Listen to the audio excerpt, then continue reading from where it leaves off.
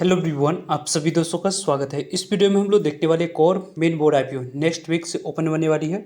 Regal resources IPO की बात करें तो इस कंपनी की जो ऑफिशियल डेट और प्राइसमेंट आई है उसके अकॉर्डिंग कंपनी की वैल्यूएशन किस तरीके से कितनी दिख रही है और जो ग्रे मार्केट प्रीमियम मोमेंटम है उसके अकॉर्डिंग लिस्टिंग एंड मिलने की चांस क्या दिख रहा है, उनके बारे में इस वीडियो में डिटेल्स में बात करने वाले हैं। सो वीडियो को अंत तक देखिएगा और ऐसे ही daily IPO grey market premium से जुड़ी अपडेट के लिए चैनल को सब्सक्राइब कर लीजिए। साथ ही कमेंट्स में टेलीग्राम ग्रुप का लिंक दिया गया है, वहाँ भी जुड़ सकते हो टाइम पे अपडेट के लिए। First of all Regal resources IPO की बात करते हैं तो ये आईपीओ यहाँ पे 12 अगस्त से ओपन होने वाली है। 12 अगस्त से आईपीओ ओपन हुई। 13 अगस्त इस आईपीओ में दूसरा दिन अप्लाई करने के लिए समय मिलेगा। 14 अगस्त इस आईपीओ में तीसरा दिन अप्लाई करने के लिए समय मिलने वाला है। जो भी यहाँ पे मार्केट में वॉलेटिलिटी होगी उस वॉलेटिलिटी को देखकर इस आईपीओ में आपको अप्लाई करने की प्लानिंग करनी चाहिए, क्योंकि जो ग्रे मार्केट प्रीमियम मोमेंटम है वो मोमेंटम आने वाले समय में जितने नंबर ऑफ टाइम्स पहले दिन और दूसरे दिन सब्सक्राइब होती है वो इंडिकेट करेगी कि आईपीओ किस तरीके से कैसे परफॉर्म आगे करके दिखा सकती है। कंपनी की जो फेस वैल्यू है वो ₹5 रखी गई है। जो भी शेयर आपको एलोकेट आने वाले समय में किया जाएगा वो ₹5 फेस वैल्यू वाली शेयर यहाँ पे एलोकेट किया जाएगा। कंपनी की जो लोअर प्राइसमेंट है वो ₹96 रखा गया, अपर प्राइसमेंट ₹102 रखा गया है। बीच की प्राइसमेंट की बात करें यानी कि आपको बीच की प्राइस की देखा जाए तो 97 हो गई, 98 हो गया या 99 हो गया या 100 हो गई। इनमें से किसी भी तरह की कोई भी प्राइस को आप अप्लाई करते समय सिलेक्ट करते हैं तो आपकी अलॉटमेंट मिलने की चांस पहले ही समाप्त हो जाएगी। तो आपको अप्लाई करते समय जो कट ऑफ प्राइस ₹102 रखा गया है उसी ₹102 कट ऑफ प्राइस पे आपको अप्लाई करनी है और 144 इक्विटी ऑफ शेयर मिनिमम इस आईपीओ में एक लॉट अप्लाई करते समय आपको सिलेक्ट करना होगा। 144 इक्विटी ऑफ शेयर यदि आप अप्लाई करते समय सिलेक्ट करते हैं जो कट ऑफ प्राइस दिया गया है उसी को सिलेक्ट करते हैं तो जाकर आपको इस आईपीओ में अलॉटमेंट मिलते हुए दिखेगी। कंपनी की जो इशू साइज है वो पूरी तरीके से फ्रेश इशू और अपर फॉर सेल दोनों दिख रही है, जिसमें से 306 करोड़ की बात करें तो कंपनी की टोटल इशू साइज दिख रही है। इस 306 करोड़ की इशू साइज में 210 करोड़ की बात करते हैं फ्रेश इशू है, डायरेक्ट कंपनी के पास पैसे जाने वाली है और rest of amounts 96 crore upper for sale है, जिसके माध्यम से प्रमोटर्स और एग्जिस्टिंग शेयर होल्डर्स अपने स्टेक को सेल करते हुए दिखेंगे। टोटल इशू साइज की जो डिस्ट्रीब्यूशन है उसके बारे में बात करें तो 50% शेयर क्यूआईबी के पास जाने वाली है, जिसमें एंकर इन्वेस्टर भी हम लोगों को दिख जाएंगे। 12 अगस्त आईपीओ ओपन होने वाली है तो 11 अगस्त जो लेट नाइट तक इस कंपनी के एंकर इन्वेस्टर आएगी उसमें कौन कौन से इंटरेस्टिंग नाम दिखते हैं इंपॉर्टेंट रहेगा देखना। यहाँ पे 35% टोटल इशू साइज की बात करते हैं तो एंकर रिटेलर्स के पास जाएगी और 15% शेयर एचएनआई कैटेगरी के पास जाते हुए दिखेगा।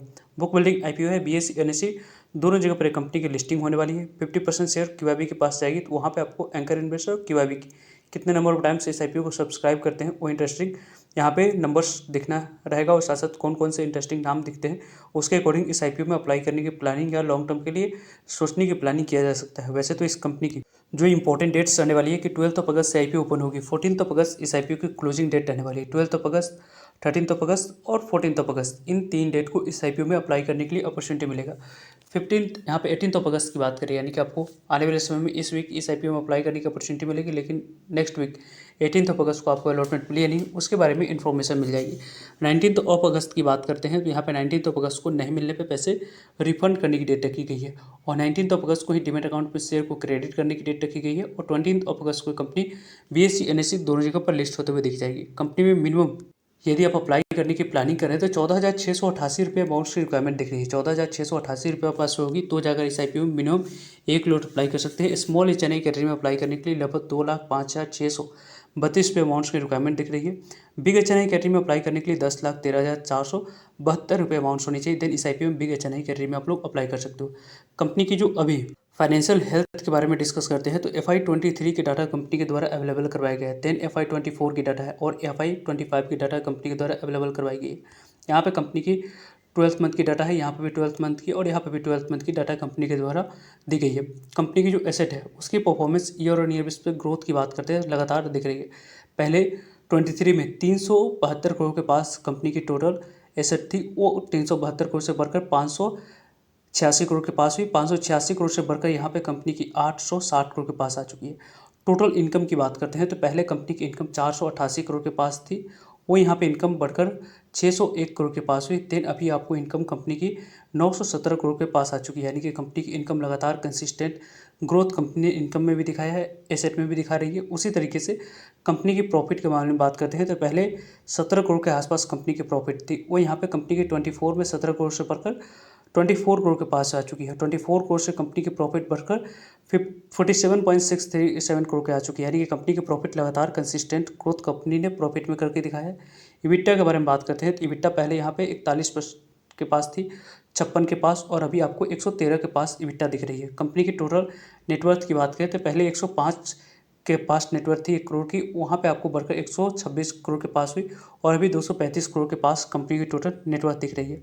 कंपनी की जो टोटल यहाँ पे रिजर्व एंड सरप्लस है उसके बारे में बात करते हैं तो पहले इस कंपनी की रिजर्व एंड सरप्लस 102 करोड़ के 103 करोड़ के पास थी, 125 करोड़ के पास, 202 करोड़ के पास अभी कंपनी की रिजर्व एंड सरप्लस करंटली दिख रही है। कंपनी की टोटल बोरोइंग के बारे में बात करते हैं तो 189 करोड़ के पास थी, 357 करोड़ के पास, और अभी 507 करोड़ के पास कंपनी की टोटल बोरोइंग दिख रही है। बैलेंस शीट में जो कंपनी की बोरोइंग है वही यहाँ पे कंपनी की थोड़ी सी negative points add on financial health में कर देती है, क्योंकि कंपनी की जो बोरोइंग है उसकी अकॉर्डिंग कंपनी की जो डेट इक्विटी निकल कर आ रही 2 से ज़्यादा निकल कर रही है, जो कि जनरली 1 से जितनी कम हो या डेट टू इक्विटी रेशियो बिल्कुल ही जीरो रहे, उसको आपको पॉजिटिव पॉइंट्स के तौर पे कंसीडर किसी भी कंपनी के लिए या आईपीओ के लिए किया जाता है। क्योंकि डेट इक्विटी 1 से ज़्यादा है तो वहाँ पर आपको कंपनी के रिस्क है कि किसी भी तरीके कोई भी आपको कंपनी के सप्लाई चेन में गिरावट आती है या कोई भी दिक्कत आती है तो वहाँ पे कंपनी के डेट इक्विटी रेशियो के कारण से कंपनी पे आने वाले समय में रेवेन्यू पे इम्पैक्ट पड़ सकती है। जो भी यहाँ पे डेली बेसिस पे काम हो रही है वहाँ पे भी आप लोगों को इम्पैक्ट इस कंपनी में दिख सकती है। तो इसके कारण से डेट इक्विटी यहाँ पे कंट्रोल में आने वाले समय में हो सकती है, क्योंकि कंपनी जो पैसा रेज कर रही है उससे कुछ कंपनी कर्ज को भी कम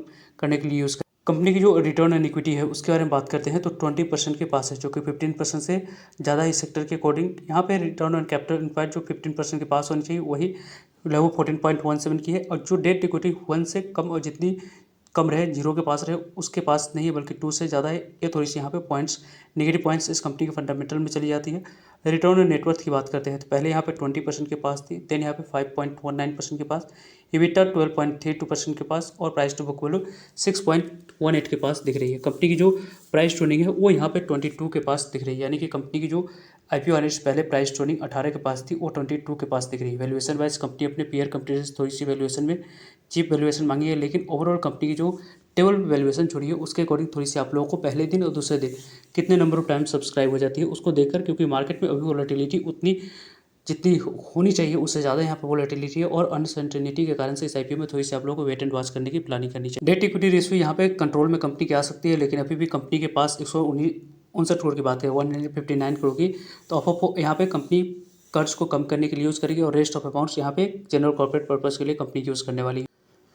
कंपनी की जो करेंटली ग्रे मार्केट प्रीमियम है, यहाँ पे इस कंपनी की जो 22 रुपीज़ की ग्रे मार्केट प्रीमियम दिख रही है उसके अकॉर्डिंग बात करें तो 124 रुपये लिस्टिंग प्राइस, 22% के आसपास लिस्टिंग मिलने की चांस है, 3168 के आसपास आईपीओ आने वाले समय में लिस्टिंग बनाकर दे सकती है। इस तरीके से इसके ग्रे मार्केट प्रीमियम में कारोबार हो रही है। वैसे इस आईपीओ के बारे में बात करते हैं तो 2 लॉट, यानी कि आपको डिमेट अकाउंट से यदि स्मॉल एच या बिग एच में अप्लाई करते हैं तो यहाँ पे 2 लाख तक की शेयर आपको एलोकेट किया जाता है, तो लगभग उस पर आप लोगों को 40,000 से ऊपर की ग्रे मार्केट प्रीमियम के अकॉर्डिंग लिस्टिंग देती हुई करंटली दिख रही है। वैसे ओवरऑल इन सभी आईपीओ के बारे में डेली के ग्रे मार्केट प्रीमियम और सब्सक्रिप्शन से जुड़ी इंपॉर्टेंट वीडियो आपको इस चैनल पर मिलते रहेंगे, सो जरूर रहेगा ताकि आप लोग तक अपडेट पहुँच पाए।